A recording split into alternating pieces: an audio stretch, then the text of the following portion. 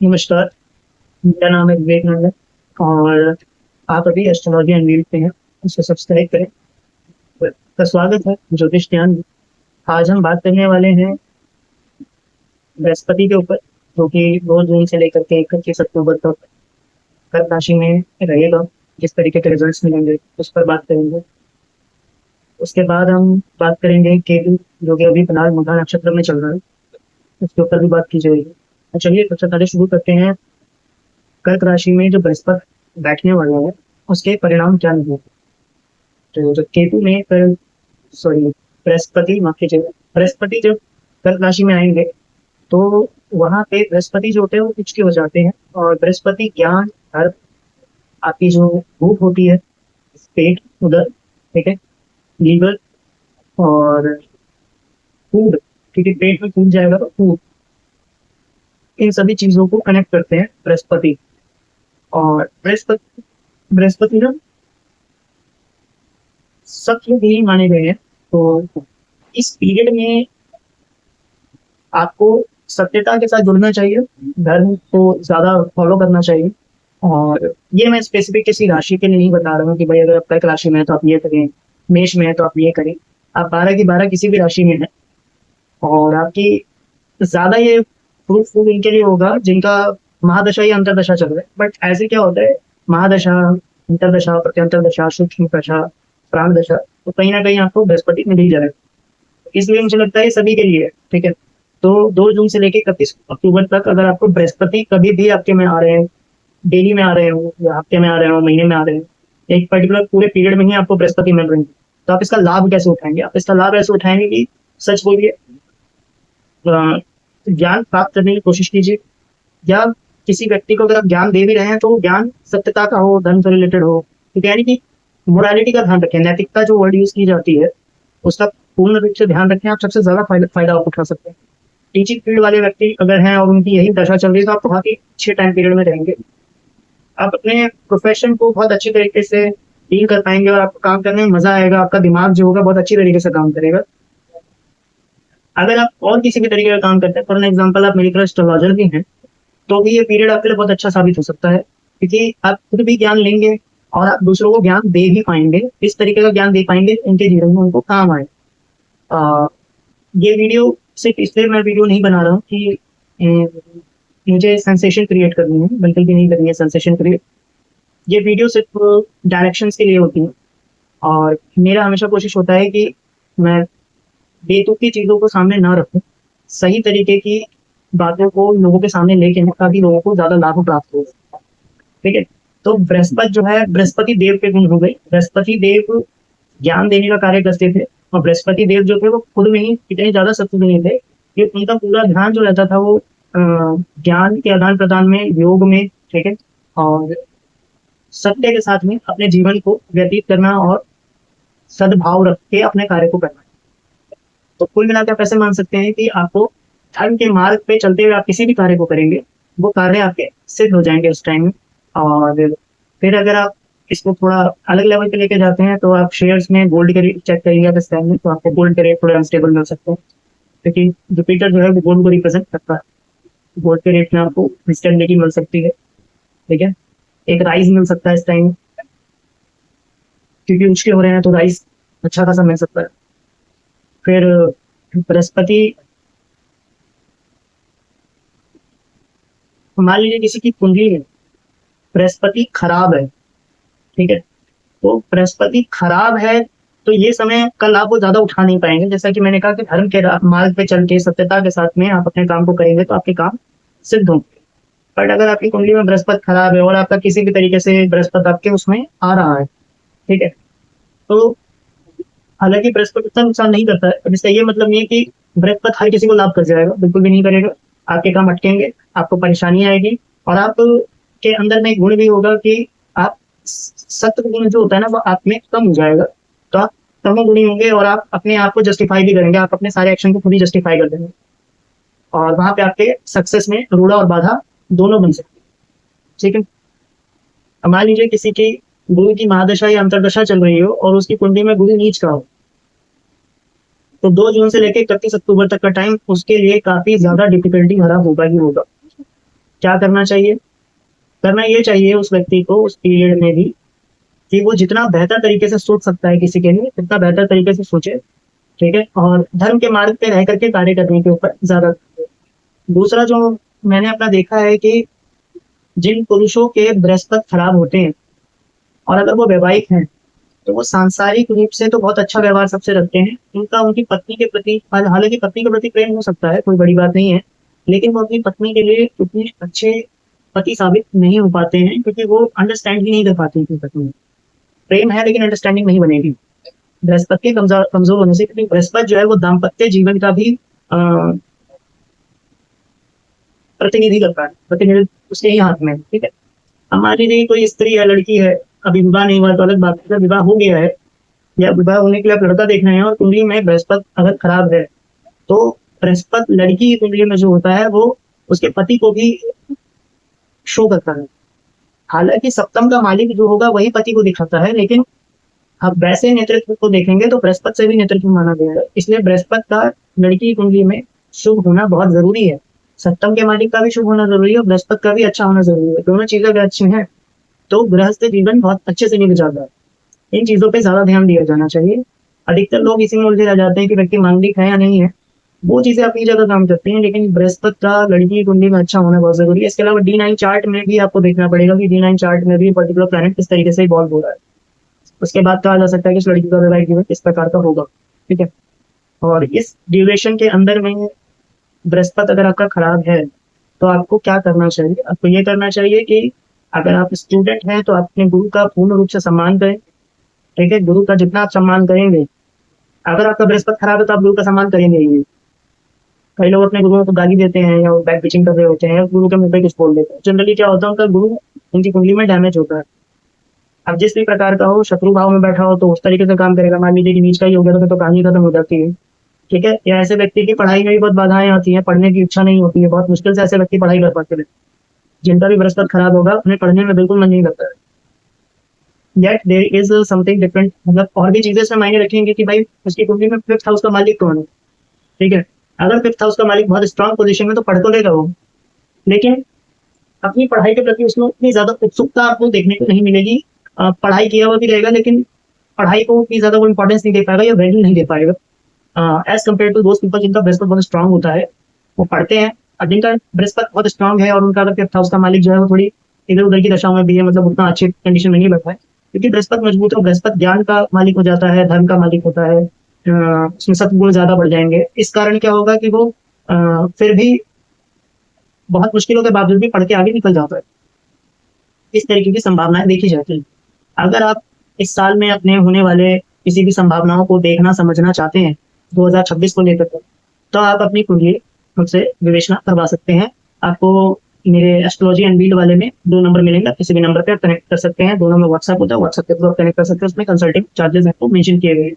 इसके अलावा अगर किसी को स्टोन्स वगैरह की रिक्वायरमेंट हो तो आपको लैब सर्टिफाइड स्टोन्स भी मिल जाएंगे। आप उस पर भी आकर के मुझसे कंसल्ट कर सकते हैं, आपको स्टोन्स मिल जाएंगे और आपके घर तक भी पहुंच जाएंगे। ऑल ओवर इंडिया आपको डिलीवरी हो जाती है। इंडिया के बाहर अभी मेरे पास सर्विस मैं अवेल नहीं करवा पाऊंगा। विद इन इंडिया आपको माल आपके घर तक पहुंच जाएगा।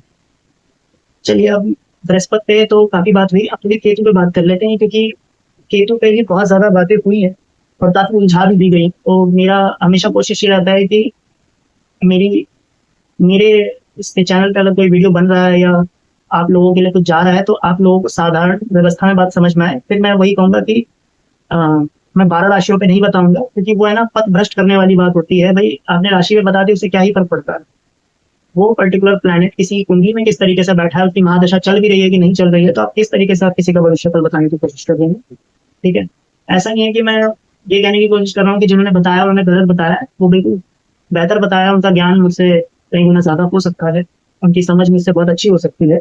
लेकिन ये मेरा अपना खुद का एक सोच है कि इस तरीके से एक ही राशि से पूरे देश को या पूरे विश्व को आप इस तरीके से बता देंगे, वो कभी भी 100% एक्यूरेट नहीं बैठेगा।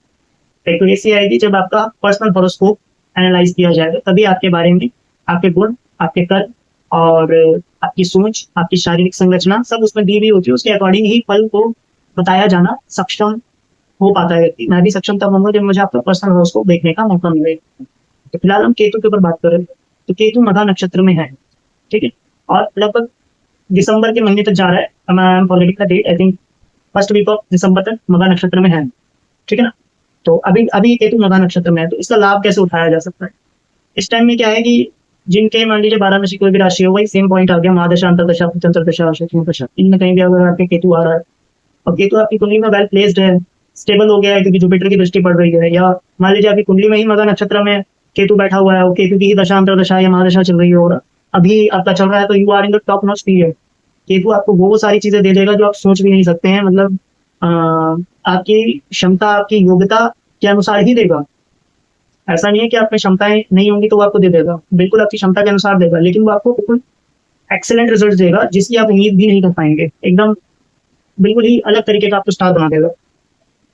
पर अगर आपकी कुंडली में केतु जो है मान लीजिए कि वृष राशि में बैठा हुआ है जिसमें 2 नंबर लिखा रहता है, ठीक है, या तीसरे घर में बैठा हुआ है जैसे हम मिथुन राशि बोलते हैं, तो यहाँ पे माना जाता है कि केतु जनरली रिजल्ट्स उतने अच्छे नहीं देता है। मैं इस बात से इत्तेफाक नहीं रखता। मैं हमेशा केतु के मामले में ये मान के चलता हूँ कि हमें उसको ऊंच या नीच के रूप में नहीं लेना चाहिए, हम ये चेक करना चाहिए कि उसका नक्षत्र लॉर्ड कौन है, उसका नक्षत्र लॉर्ड कौन है, और पहला। दूसरा, जो नक्षत्र लॉर्ड है वो किस घर से संबंधित है, ये बात उसके आउटकम को लेकर के बहुत ज्यादा जरूरी हो जाता है, ठीक है, क्योंकि केतु और राहु छाया ग्रह है। आप मान लीजिए कि किसी का केतु मीन राशि में बैठा होता है, हम बोलते हैं बहुत अच्छा है, बट मीनों दशा अंतर दशा लगी, आप कह रहे हो अच्छा है, बट रिजल्ट तो उसको नहीं मिल रहा है, भाई रिजल्ट आपके आगे चला गया। तो इसलिए जनरली लोग क्या कह देते हैं कि भाई केतु की महादशा चलती है ना, तो केतु को समझना बड़ा मुश्किल है। ऐसा कुछ नहीं है, केतु भी समझ में आता है, बट हम जनरली यही गलती कर जाते हैं कि हम बस ये देख लेते हैं कि वृष राशि और मिथुन राशि में बैठा तो भैया खराब रिजल्ट करेगा, वृश्चिक में और धनु में आ गया तो बहुत अच्छा रिजल्ट करेगा, बिल्कुल भी नहीं। मैं इससे थोड़ा सा भिन्न होकर के सोचने का वो रखता हूँ। केतु और वृष और मिथुन में बैठेगा तो केतु के नकारात्मकता आपके स्वभाव में आएगी, वृश्चिक और धनु में बैठेगा तो उसके सकारात्मक पहलू आपके स्वभाव में आएगा। लेकिन लाइफ के इवेंट्स जो होते हैं वो उस प्लैनेट के नक्षत्र लॉर्ड पे भी डिपेंड करते हैं कि उसका नक्षत्र लॉर्ड जो है वो किस घर का मालिक है। नक्षत्र लॉर्ड अगर आपको पावर नहीं दे पाएगा पॉजिटिवली, तो आपका पॉजिटिव स्वभाव तो है, आपकी एग्जीक्यूशन पॉजिटिव होगी, बट रिजल्ट आपको उस तरीके से नहीं आएगा, ठीक है। इसीलिए राहु या केतु में मैंने मोस्टली देखा मिक्स रिजल्ट ज्यादा होते हैं। बहुत अच्छा रिजल्ट आपको हमेशा मिलेगा गारंटी नहीं है, ठीक है, उसमें दोनों तरीके के रिजल्ट्स आपको देखने को जरूर मिलेंगे। राहु या केतु की महादशा में 100% कभी खराब नहीं मिलेगा और 100% कभी अच्छा नहीं मिलेगा। तो जिन लोगों की कुंडली में राहु या केतु बहुत अच्छे प्लेस्ड हैं, एस्ट्रोलॉजर आपको कह रहे हैं कि बहुत अच्छा प्लेस्ड है, तो आप कुंडली को अगर आप देखना चाहते हैं तो स्वयं देखें, और नहीं देखना चाहते हैं तो आप नहीं देखना जानते हैं तो आप कुंडली दिखवा सकते हैं। इससे आपको ये आइडिया लगेगा कि भाई किस तरीके के योगफल बनेंगे। कई बार हम बहुत भ्रमित हो जाते हैं क्योंकि हमें कुछ ऐसा बता दिया जाता है कि जो हमारी लाइफ में नहीं आ पाता है। थोड़ा सा टॉपिक से मैं इधर की साइड स्लाइड कर गया था, मैं वापस आता हूँ केतु के ऊपर ही। तो अगर आपका इस पीरियड में केतु चल रहा है और अगर आपके केतु किसी भी हाउस में बैठे हुए हैं आपकी कुंडली में, ठीक है, तो आप इससे रिजल्ट्स निकाल सकते हैं। अब मैं आपको कुछ पॉइंट्स बताता हूँ जहाँ पे आप देखेंगे कि रिजल्ट्स बनेंगे। मान लीजिए कि केतु की महादशा या अंतरदशा चल रही है और आप एक एस्ट्रोलॉजर है, ठीक मेरी तरह, ठीक है, आप एक एस्ट्रोलॉजर है, तो आप अपनी एनर्जी बैलेंस कर सकते हो। बैलेंस कैसे होगा? आपका जब भी लगे कि भाई दिमाग उलझ रहा है, आप अपना ज्योतिष रिलेटेड स्टडी करना शुरू कर दीजिए, ठीक है। एक आप ये कर सकते हैं कि आप किसी को ज्ञान देने लग जाइए, जैसे मान लीजिए मैं अभी ज्ञान दे रहा हूँ इस वीडियो में, ठीक है ना, तो ये भी आप कर सकते हैं। नहीं तो आप क्या कर सकते हैं, कोई भी सूक्ष्म जो कार्य होता है, जैसे केतु की महादशा या अंतरदशा चल रही है और अगर मान लीजिए कि आप BCA MCA कर रहे हैं या आप BTech कर रहे हैं सॉफ्टवेयर में, केतु सूक्ष्मता का मालिक है। और जो सॉफ्टवेयर की पढ़ाई होती है 0-1 बिट्स के ऊपर होती है, ठीक है, बाइनरी बिट्स होते हैं, 0-1 की फॉर्म में होते हैं। और दूसरी बात क्या होती है कि जो आप कोडिंग लिखते हैं वो हमें एप्लीकेशन लेयर पे फोटो वीडियो के रूप में दिखाई देता है, प्रेजेंटेबल लुक आ जाता है, लेकिन उसके पीछे क्या होता है, उसके पीछे तो कोडिंग ही है। कोडिंग ही हमें अलग तरीके से दिख रही है। पूरा का पूरा जो कंप्यूटर है या मोबाइल है, कोई भी चीज जो चल रही है वही वो डिजिट पे चलती है, 0-1 की फॉर्म में रहता है, वो हमें अलग तरीके से दिखाई देता है, भले ही आप उसमें डेटाबेस का यूज करते हैं, SQL वगैरह जो भी चीजें आज की डेट में इस्तेमाल होती है। तो ये सारा का सारा जो चीज है वो केतु के अंदर चला जाता है। ज्योतिष भी केतु में ही आ रहा है क्योंकि सूक्ष्मता है, जहां भी सूक्ष्मता है, जहां भी रहस्य है, वो केतु के डिपार्टमेंट में चला जाता है। स्पाई का भी जो वर्क होता है वो भी आपको केतु के डिपार्टमेंट में चला जाता है। उसके पीछे का रीजन है, if you are working as a spy, तो आपको अपनी पहचान देश में भी, समाज में छुपानी पड़ती है, परिवार में भी आप छुपाते हो, अपनी जॉब ही दूसरी तरीके की बता देते हो, अब किसी और मिनिस्ट्री का नाम ले लेते हो कि मैं फलानी मिनिस्ट्री में काम कर रहा हूँ, आप ये नहीं बताते कि आप स्पाई है, ठीक है, आप बोल देते हैं कि मैं सरकारी कर्मचारी हूँ, मैं कुछ और करता हूँ, मेरा ऑफिस में। रीजन, क्योंकि आपको सैलरी तो मिल ही रही है, तो आप उसको हाइड नहीं कर सकते, आपको पब्लिकली बताना भी तो है कि आप कोई काम कर रहे हो, तो ये भी बात है। और देश के लिए आप काम कर रहे हो, तो आपको बहुत सारी चीजों को छुपाना भी पड़ता है। ये भी जो काम है इसमें केतु इन्वॉल्व हो गया, क्योंकि आप अपनी पहचान छुपा रहे हैं। आप अपनी जो पावर ऑथोरिटी जो आपको मिली हुई है, जो आपके काम के प्रति है, वो तो आप कार्य कर रहे हैं, लेकिन आप छुपते रह रहे हैं। ठीक है। फिर मैजिशियन जो होते हैं, उसमें भी केतु का बहुत बड़ा इन्वॉल्वमेंट हो सकता है, क्योंकि मैजिक जो होता है उसमें ट्रिक्स होती हैं, ट्रिक्स जो होती है वो हाइड की जाती हैं। जैसे ही कोई हिडन पोर्शन आएगा, और उसमें राहु का भी, राहु और केतु दोनों की इन्वॉल्वमेंट है, वो थोड़ा अलग तरीके से बात आएगी। मैजिक जो है वो राहु और केतु के एक्सेस पे ही चलेगा, क्योंकि आप सामने वाले को हैरान कर रहे हो, हैरत अंगेज कर रहे हो, आप उसमें बातों को छुपा भी रहे हो, और एक चार्मिंग लुक के साथ सामने वाले को आप बिल्कुल ही स्टक कर देते हो। तो जिस भी पर्टिकुलर चीज में, जैसे आप लॉ वाली फील्ड में भी आप जा रहे हैं, तो लॉ वाली फील्ड में भी आपको क्राइम केसेस आप सॉल्व कर रहे हैं, कोई चीज कर रहे हैं, तो आप उसमें कोई चीज को हाइड की हुई चीज को आप ढूंढने की कोशिश करते हैं, वहां पे भी केतु की इन्वॉल्वमेंट हो रही है। तो कोई भी ऐसा काम जिसमें आप रहस्य के प्रति काम कर रहे हैं, तंत्र भी आ जाता है। तंत्र जो है आप अकेले में करते हो, राइटिंग, राइटर हो गया, पोएट हो गया, वहां पे भी आप केतु आ रहा है। तो कोई भी काम जो आप अकेले में करते हो, सामने वाले को सीधा आउटपुट दिखता है, आप बस सोच रहे हो, आपके दिमाग में कोई चीज चल रही है, आप उसको कागज को उतार रहे हो, कोई भी ऐसा काम कर रहे हो, केतु इससे, अगर आप वैसी चीजों में इन्वॉल्व हैं, और मघा नक्षत्र में आपकी एनर्जी, बिकॉज आपका चार्ट में केतु का स्ट्रांग नहीं है, और वो आपका उस तरीके से नहीं बैठ पा रहा है, तो आप अपनी एनर्जी को इससे बैलेंस कर सकते हैं। वैसे आपके लिए बेस्ट ये होगा कि आप अपनी कुंडली को एनालाइज करवाएं। जब आप एनालाइज करवाएंगे तो आपको बेहतर तरीके से चीजें समझ में आएंगी, और आप अपने टाइम पीरियड का बेहतर तरीके से इस्तेमाल कर पाएंगे। क्योंकि केतु क्या करते हैं ना, केतु आपके दिमाग को इस तरीके से बेचैन कर देता है कि हो सकता है आप मेरी पूरी वीडियो भी देख लें, आप किसी को मिल भी जाए ये वीडियो, उस वीडियो कंप्लीट होने के बाद फिर वो वैसी ही चीजों में इन्वॉल्व हो जाएगा। तो बेसिकली आपको डायरेक्शंस की रिक्वायरमेंट तो है, ठीक है। एज पर गाइडलाइन अगर आप उस डायरेक्शन को फॉलो करेंगे, तो उसका फायदा आपको 100% मिलेगा। केतु सबसे पहले हमारे दिमाग को या तो बिल्कुल ही स्लो कर देता है, या रैपिड पेस पे चला देता है। इतनी तेज पेस पे चलता है ना कि आपको कुछ भी समझ नहीं आता कि क्या हो रहा है। कॉन्सेंट्रेशन लेवल 0 हो जाता है, एकदम स्लो हो गया तो भी गए, तब तो कुछ चल ही नहीं रहा, तो 0 हो गया हर चीज, सेंस भी वर्क नहीं कर रही है। और अगर बहुत एक्सट्रीम फास्ट हो जाता है, क्योंकि केतु की महादशा में अलग अलग अंतरदशाएं आ रही है, जैसे केतु की महादशा में केतु की अंतरदशा चल रही है, तो ब्रेन जो होगा वो स्लो हो जाएगा, स्लोएस्ट। बुद्ध की महादशा आपकी निकली, वो फास्टेस्ट वे में चल रहा है, और एकदम स्लो हो जाएगा, आपका दिमाग आपको समझ ही नहीं आएगा हो क्या रहा है। फिर क्या होता है, केतु में शुक्र लगा, सूर्य लगा, चंद्रमा लगा, मंगल लगा, राहु आया, बृहस्पति आया, शनि आएगा, बुध आएगा। तो जो अंतरदशा में जो प्लैनेट आ रहे हैं, वो आपकी कुंडली में किस तरीके से रिजल्ट देते हैं, उसके हिसाब से जो आपका ब्रेन है, उसकी वर्किंग को है ना, वो ऊपर नीचे की ओर शिफ्ट करता है। ठीक है। हाँ, पर एक बार ऐसा होता है जहाँ पे आपको फील होगा कि यार मेरा दिमाग है ना काम कर रहा है, ठीक है। वो धन भी हो सकता है, वो होता है केतु में राहु का अंतर। राहु क्या है, वो असर है, और केतु आपका धन है। रिजल्ट्स आपको केतु के थ्रू ही मिले हैं, लेकिन राहु ने आपको ब्रेन भी दे दिया। तो वो एक बार ऐसा आपकी लाइफ में जरूर होगा, जब केतु में राहु आता है तो आपको लगता है कि अच्छा आप दिमाग से सोच पा रहे हैं, लेकिन जब वो खत्म होगा फिर बृहस्पति आएगा। बृहस्पति हेड नहीं है, ठीक है, बृहस्पति धर्म है। अब केतु और बृहस्पति की आपस में कॉम्बिनेशन बहुत अच्छा होता है, बट डिपेंड करता है कि कुंडली में किस तरीके से बैठा हुआ है। अगर बहुत अच्छा बैठा हुआ है तो definitely it will gives you great results. ठीक है। ये जो वीडियो बन रहा है, ये वीडियो जिन लोगों तक पहुंचेगा, या जो लोग इस वीडियो को देखेंगे, आई एम टेलिंग यू, ये वीडियो आपके लिए बहुत बेहतरीन वीडियो होगा, और ये वीडियो आपको बहुत ज्यादा लाभ करेगा। तो मैं ये कहूंगा कि आप इसको अंत तक देखें, और ये आपको बहुत ज्यादा लाभ करने वाला है। चलिए, इसी के साथ मैं यहाँ पे वीडियो को एंड करता हूँ।